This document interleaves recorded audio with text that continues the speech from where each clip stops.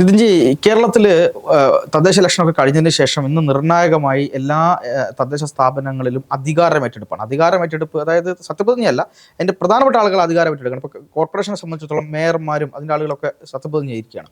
കേരളത്തിൽ നിലവിലുള്ള കോർപ്പറേഷനുകളിൽ ഇപ്പോൾ തിരുവനന്തപുരം കോർപ്പറേഷനകത്ത് BJP, ബാക്കിയുള്ള കൊച്ചി, അതുപോലെ തന്നെ കണ്ണൂർ, കൊല്ലം, തൃശ്ശൂർ, ഇത്രയും സ്ഥലങ്ങളിൽ കോൺഗ്രസും, കോഴിക്കോട് CPM-ഉമാണ് ഇപ്പം എത്തിയിരിക്കുന്നത്.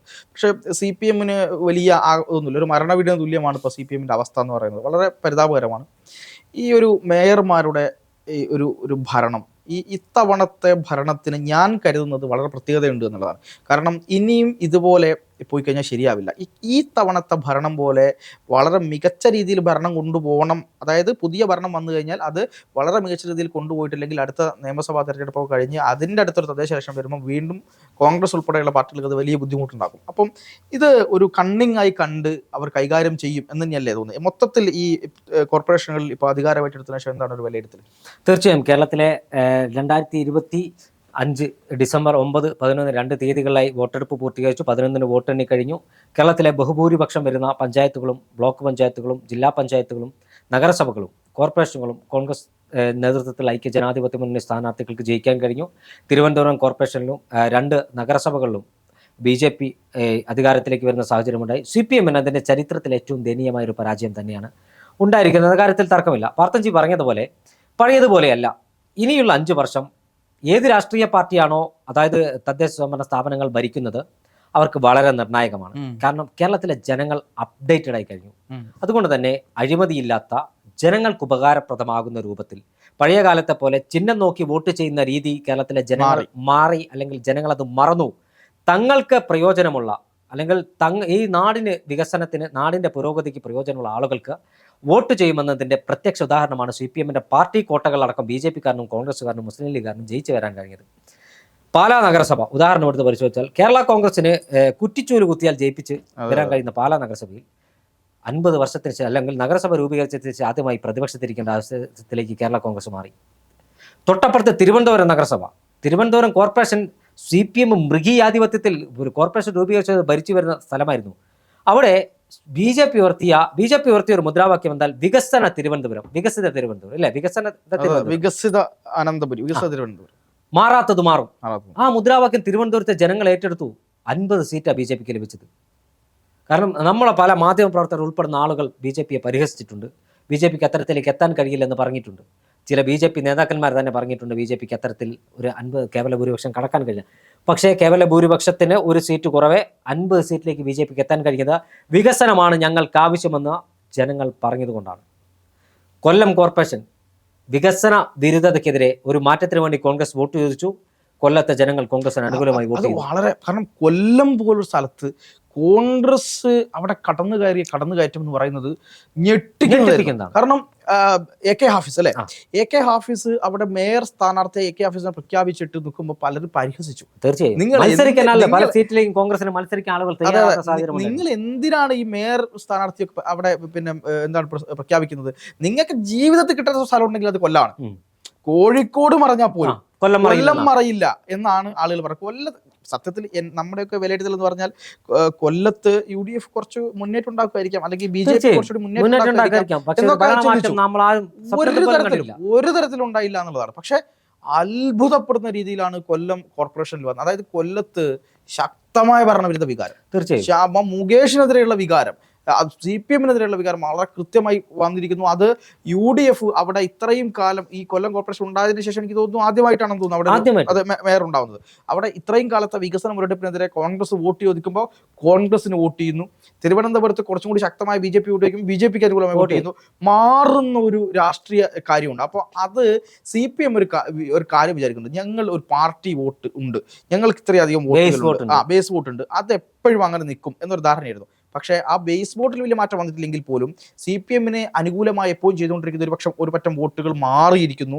അതൊരു 5 കൊല്ലം കഴിയുമ്പോഴേക്ക് CPM-ന്റെ ബേസ് വോട്ട് പോലും ഇല്ലാതാവുന്ന കാര്യത്തിലേക്ക് പോകും. അത് കൊല്ലം നഗരസഭയിൽ നമുക്ക് കൊല്ലം വരുമ്പോൾ ആദ്യം കോർപ്പറേഷൻ എടുത്ത് പരിശോധിക്കാം. എറണാകുളത്തേക്ക് വരുമ്പോൾ എറണാകുളത്ത് കോൺഗ്രസ് മുന്നോട്ട് വെച്ചത് വികസനത്തിന്റെ രാഷ്ട്രീയമാണ്. കോൺഗ്രസിന് തനിച്ച് ഭരിക്കാനുള്ള ഭൂരിപക്ഷമാണ് എറണാകുളം നൽകിയത്. തൊട്ടപ്പുറത്ത് തൃശ്ശൂർ. അത് കിട്ടില്ലെന്നായിരുന്നു കേട്ടോ വിചാരിച്ചത്.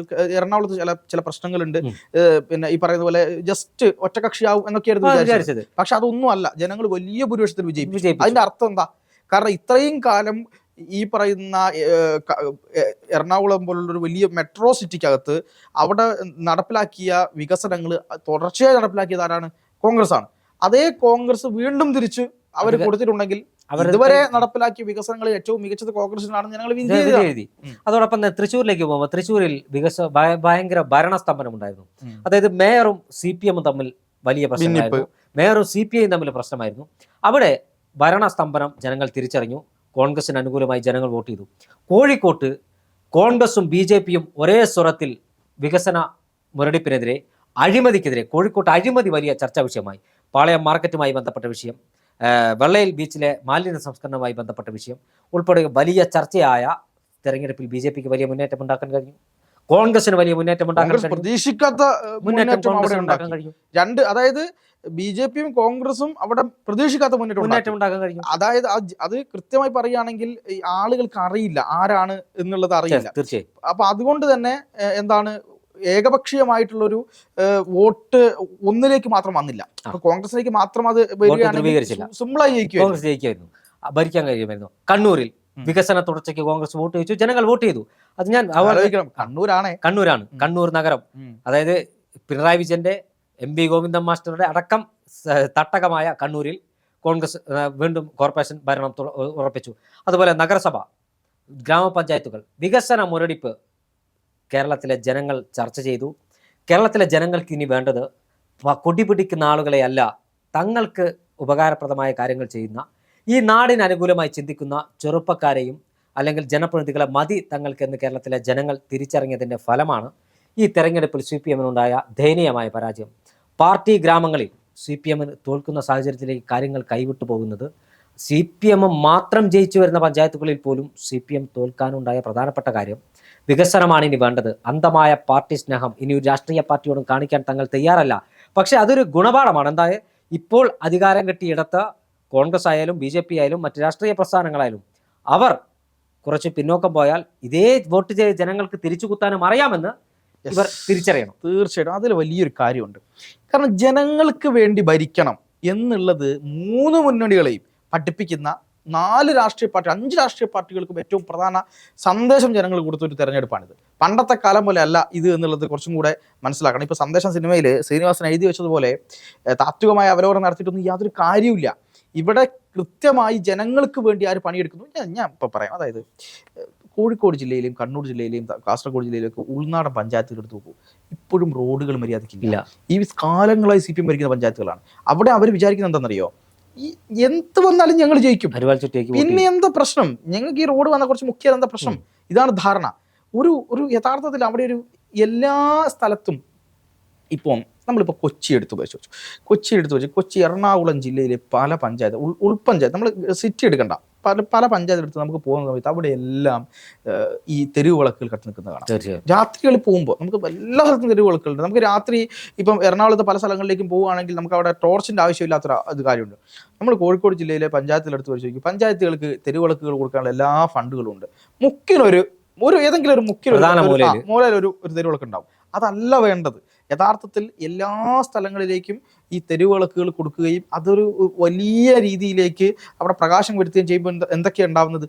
വലിയ തരത്തിലുള്ള മാറ്റങ്ങൾ അവിടെ വരുന്നു. ഈ കള്ളന്മാർ പഠിക്കേണ്ടാത്ത അവസ്ഥ ഉണ്ടാവുന്നുണ്ട്, വലിയ ഭീഷണികൾ ഉണ്ടാവുന്നില്ല, ആളുകൾക്ക് സുരക്ഷിതമായി സഞ്ചരിക്കാൻ പറ്റുന്നുണ്ട്. ഇതൊന്നും ഇവർ ബേസിക്കലി കൊണ്ടുവരില്ല. ഒരു റോഡ് പൊട്ടിപ്പൊളിഞ്ഞ് പണ്ടാറടങ്ങിയ റോഡ് 40 കൊല്ലമായിട്ട് അതേ നിൽക്കുന്ന റോഡ് നമ്മുടെ നാടുകളുണ്ട്. ആലോചിക്കണം. ഇലക്ഷൻ്റെ അന്ന് ഞാൻ കണ്ടൊരു കാഴ്ചയാണ്. ഇലക്ഷൻ്റെ അന്ന് ഒരു റോഡ് 40 കൊല്ലമായി പിന്നെ നന്നാക്കാതിരുന്ന ഒരു റോഡ് നന്നാക്കാൻ വേണ്ടിയിട്ട് ഇലക്ഷൻ്റെ അന്ന് കൊണ്ടുപോയി മെറ്റൽ ഇറക്കുകയാണ്. അപ്പോൾ ഇവരെന്താ ചിന്തിക്കുന്നത്? ഈ ജനങ്ങൾ മന്ദബുദ്ധികളാണ് അല്ലേ? മന്ദബുദ്ധികളാണ് ജനം. ഈ ഇലക്ഷൻ്റെ അന്ന് ഇവർ ഈ മെട്രോ ഈ പറയുന്ന റോഡിന്റെ ഈ മെറ്റൽ ഇറക്കിയത് കണ്ടാൽ ഞങ്ങൾക്ക് വോട്ട് ചെയ്യും എന്ന് ചിന്തിക്കുന്ന തരത്തിലേക്ക് ഉൾനാടുകളിൽ CPM മാറിപ്പോയിട്ടുണ്ട്. അതിന്റെ തിരിച്ചടിയാണ് ഈ തെരഞ്ഞെടുപ്പിൽ CPM ലഭിച്ചിരിക്കുന്നത്.